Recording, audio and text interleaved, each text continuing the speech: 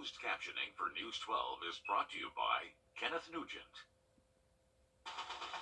From the station that's on your side, this is News 12, First at 5. We have all had to deal with this before, right? Trains stopped on the tracks.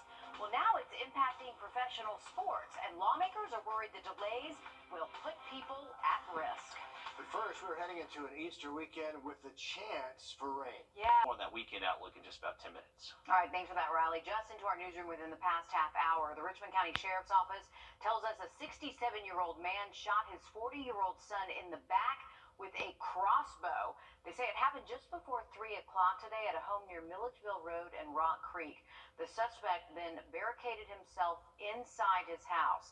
Deputies were able to take him into custody, and the son was taken to the hospital. They say his injuries are not life-threatening. The Richmond County Sheriff's Office says a victim from a shooting last night in Augusta has died from his injuries. He's 24-year-old Brandon Peoples from Augusta.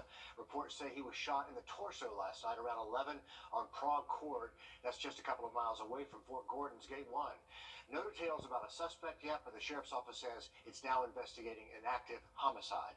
A man is in custody in Emmanuel County. He's in custody in Emmanuel County, accused of stabbing and injuring 2 people there. Deputies say Derek Mann is booked in the Emmanuel County Jail on aggravated assault charges. Authorities responded to Long Bay Drive in South Emmanuel County Wednesday to investigate reports of a fight, and they found a 44-year-old woman and her 22-year-old son with stab wounds. We're told they were both taken to trauma centers for treatment. Mann ran into some woods, but a canine team and drone helped track him down. The primary election now, just not every day, the opposing sport team is forced to walk to the arena because their bus is blocked. Crazy story here. That's exactly what happened, though, to the Charlotte Hornets when they were in Atlanta to face off against the Hawks. Kristen Crowley shows us why it's all part of a bigger problem. This one for the books right here. That's Charlotte Hornets player Montrezl Harrell recording his team walking to State Farm Arena for their game against the Hawks. A pregame warm-up they weren't expecting because a stalled freight train blocked their bus from the arena. I've been coming to this arena for 20 years and never seen a train stop before the game. But while it's a first for the Charlotte team, the issue is not new for Georgians, and our investigation found out it's getting worse. There were 131 train complaints in 2020. In 2021, that jumped to 471. This year, we're already at 384 complaints in Georgia, quadruple the same time last year. This is just another testament to a problem that really needs to be fixed. State Representative Jasmine Clark says Georgia lawmakers can do little about the problem. It's going to take Congress to fix it. To be a lot more regulation at the federal level about what can happen in the states or untie the hands of the states. While stalled trains are an inconvenience for many drivers and the Hornets, the bigger concern is their impact on public safety, preventing EMS from getting to emergencies quickly. Everyone can agree, no matter what side of the aisle you on, you do not want a train blocking an emergency vehicle from getting to you or someone you love in the instance of an emergency. When you have these issues across the state, you cannot ignore them. Something must be done. And those of us in Augusta understand the problem fully. Yes. Many a time I have taken a photo and said, this is why I'm late. Waiting at the train again. Yes, and it's a valid excuse because we have all been late for something because we've been stuck there. But the serious issue is when an ambulance is late for something, right. When a fire truck is late for something, that's a much different story. But it takes an NBA team to get it on the news. Right. Which, at least we're putting it in the spotlight again. Okay, a scary situation at a dolphin show in South Florida. Some say it's not the first time this has happened there. That story and more ahead. First at 5. Heading into our Easter week. Registration required at AugustaMetroChamber.com. A really fun tradition. The Easter egg drop is back at the Augusta Common for the first time in a couple of years. But check out the view from above. Our Sky 12 drone up flying there. Mayor Davis and the Augusta Deputy Fire Chief on hand, along with a lot of treat-filled Easter eggs, thousands of eggs, in fact. All of those eggs were dropped from a fire truck ladder that we got the view from above to watch. That's not to mention the bounce houses, the food, and all of the other fun activities there. It feels good to see the tradition again after a few years off for the pandemic. And of course, a lot of these kids out of school today. Columbia County had to go to school, but the majority of our kids were out today enjoying Good Friday. Nice turnout at the Augusta Common. Yeah. A beautiful day for it, Riley. Clear skies, looking good. Yeah, beautiful weather on tap though by next Tuesday. That looks to stick around most of next week. All right, thanks for that, Riley. We are learning a brush fire in Aiken County is now 100% contained. That is the good news. That fire was causing evacuations in the Cato Crossing and Wren Road area in Windsor. The State Forestry Agency helped contain the fire after it reached about 200 acres. They created a line around the fire with plows to contain it. They originally told anywhere from 10 to 15 homes to evacuate. We're not sure how the fire started yet, but again, we're told it is 100% contained. Also today, a dolphin caught on camera apparently being aggressive with a trainer during a live performance at the Miami Seaquarium. This happened in front of an audience there, families and children watching.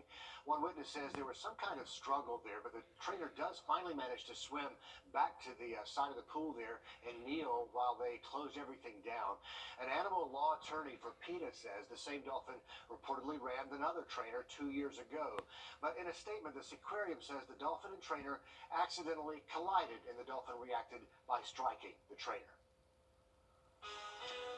One man is taking the charitable goals of the RBC Heritage to heart in his own work. We'll hear from the Uber driver who's behind the wheel for a cause all this weekend. That's just ahead, first at 5. Well, look what happens during the second round of the RBC Heritage over on Hilton Head. A deer is going to run on the 8th hole. Right there he goes, interrupting that approach shot from Jordan Spieth. The deer runs into the bunker there before finding water off the hole. Right there, just right on the edge of the green. And Spieth ends up hitting a nice approach shot after waiting for this deer. But, you know, there he goes right to the sand trap. And I don't know, maybe he's changed his mind. That's what they usually do when you see one in a car. You head one way and then dart the other off to the woods. That's a little too much attention there. But better a deer than a gator, you know, when it comes to a golf for sure. course. I usually stop when I see a deer because there's usually like 3 or 4 more. Always. Yeah. Waiting in the woods looking for your car. Yeah. That's what they do. Yeah. Mm-hmm. You know, there's a lot more than just golf to look forward to with the Heritage. The foundation that hosts the event is a nonprofit with all proceeds benefiting Low Country charities. Tyler Mannion introduces us to someone taking that same mission to heart this week. I'm the coolest. I've seen them all. I'm by far the coolest. That may be debatable, but when you add in that he's driving for a cause, I figured I could share some of my profits with the foundation. he just might be the coolest. Well, I'm doing 15% and all of the cash tips. And I just got from a nice family from Alabama, gave me that wad of cash. He says demand for rides is higher this week than any other time of the year, thanks to the Heritage, a tournament put on by a nonprofit foundation with causes of their own. We're about giving back. We're about buying a ticket, and that goes to charity. It's about buying a hot dog. That's going to charity. About 100 different Low Country charities, specifically. And for a guy that loves him some tartan, Yeah, they are my rockin' sunglasses. that's more than enough reason to help with the foundation's mission. Probably at the end of the weekend, I hope it's approaching $700 or $800. So that will be a nice little check I can write to the foundation. An effort they really appreciate. That's special. I mean, that's unique. He's having a great week, and he's helping us out to have a great week as well. A great week that would have been even better for this Uber driver if he could wear what he really wanted. I actually have a plaid nightgown, and I was going to wear it and my wife on Sunday, but my wife won't let me. Somebody Why had to not? put the foot down. That's the perfect time to wear it. You don't want to be arrested, I guess, while you're being an Uber driving around Well. Hilton Head. But I like the plaid sunglasses. That's a nice touch. There you go. They look pretty good. So as of yesterday morning, he was about $300 into that goal. It's pretty good. He says this is just a hobby job to keep him entertained in retirement. And giving back. It sounds like he's also doing a bit of entertaining. All right, here's a heads up for service members and veterans in South Carolina. The DMV is changing the way you get a military license plate. Starting Monday, they'll only process applications by mail. That means if you go to the DMV in person, they will give you an application and instructions on how to complete it by mail. Plus, starting next month, the DMV is expanding and updating available military license plates, so be sure to follow up and check out the benefits you could get. Finding a job in Georgia has never been easier. Labor Commissioner Mark Butler announced yesterday the state's March unemployment rate dropped to an all-time low of 3.1%. And that is down from February's rate of 3.2%. Rebecca Schramm talks to people getting their firsthand accounts of their experience in the job market. Look for work, like, it's easy for me. You can walk in any spot and just look like y'all hiring. 23-year-old Marquez Scott tells me he's been working in restaurant kitchens for 5 years. Right now, he has 2 jobs. It's hard to get jobs, like, for a long term. But if you want, like, jobs for short term, like, it's easy to find those. You can see the activity picking up. Robert Middlebrooks is a consultant in the technology and healthcare industries.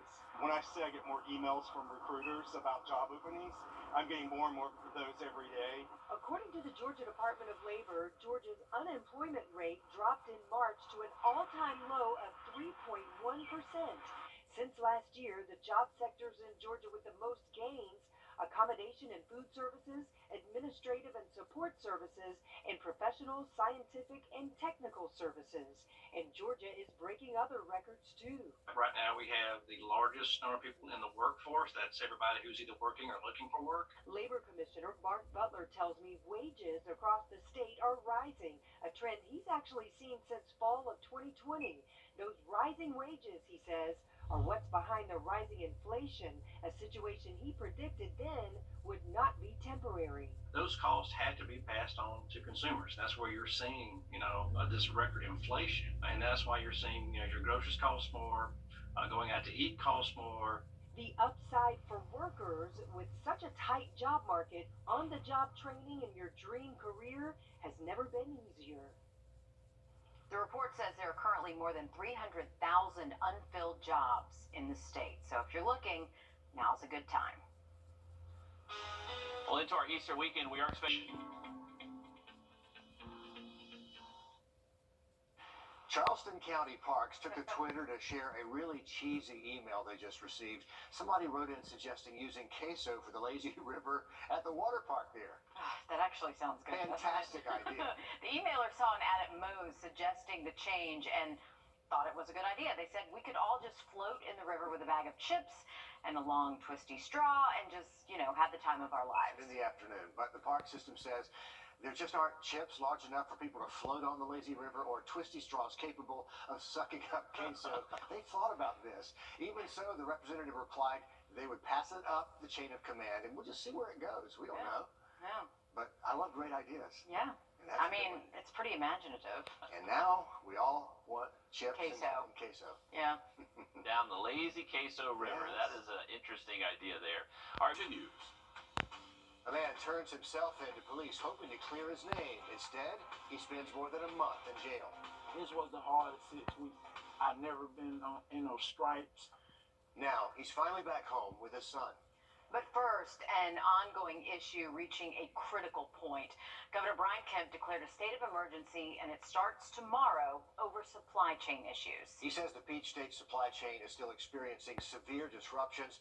And Kennedy Harris joins us live at the pilot station on Riverwatch Parkway. Kennedy, you tell us truck drivers are one of the groups most impacted by this